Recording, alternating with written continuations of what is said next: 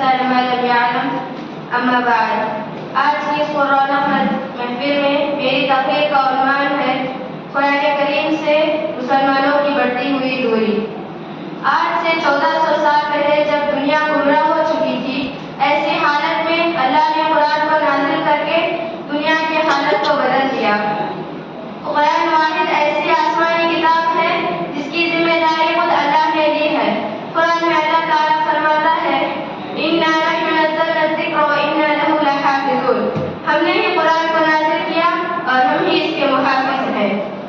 دوسری جگہ اور یہی وجہ ہے کہ آج سے 1400 سال پہلے جو قرآن تھا آج بھی ہر بار وہی قرآن ہمارے ہاتھوں میں موجود ہے. اور دوسری جگہ اللہ تعالیٰ ارشاد فرماتا ہے شهر رمضان الذي أنزل فيه القرآن هدى للناس وبينات من الهدى والفرقان. چنانچہ رمضان وہ مہینہ ہے جس میں قرآن نازل کیا گیا جو سراسر ہدایت اور ایسے واضح تعلیمات پر مشتمل ہے جو راہ راست دکھانے والی اور حق و باطل میں فرق کرنے والی ہے. اس آیت میں اللہ تعالیٰ نے قرآن کو انسانوں کے لیے ہدایت کہا ہے، چاہے وہ کسی بھی طرح کا انسان کیوں نہ ہو. اور ہدایت کیسی؟ جس کا تعلق اس قرآن سے ہو گیا تو وہ تمام انسانوں میں افضل ہو گیا.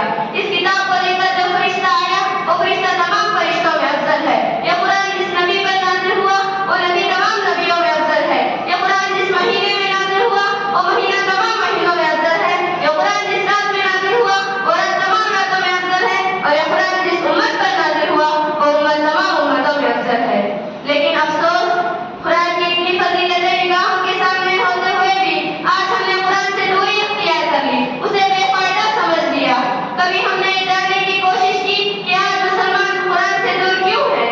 اس کی سب سے پہلی اور بڑی وجہ یہ ہے کہ آج مسلمانوں نے قرآن کو مشکل سمجھ لیا ہے، جبکہ اللہ تعالیٰ نے قرآن میں کھلا اعلان کر دیا وَلَقَدْ يَسَّرْنَا الْقُرْآنَ لِلذِّكْرِ فَهَلْ مِن مُدَّكِرٍ. ہم نے نصیحت حاصل کرنے والوں کے لیے قرآن کو آسان کر دیا ہے. کیا ہے کوئی نصیحت حاصل کرنے والا؟ اور دوسری وجہ یہ ہے کہ آج ہم نے یہ سمجھ لیا کہ قرآن پڑھنا صرف عالموں، حافظوں اور مدرسے کے بچیوں کا کام ہے، جبکہ اللہ تعالیٰ نے قرآن کو پوری انسانیت کے لیے نازل کیا. اس کے باوجود مسلمان نہ خود قرآن پڑھتا اور نہ اپنے گھر والوں کو پڑھنے کا حکم دیتا، جبکہ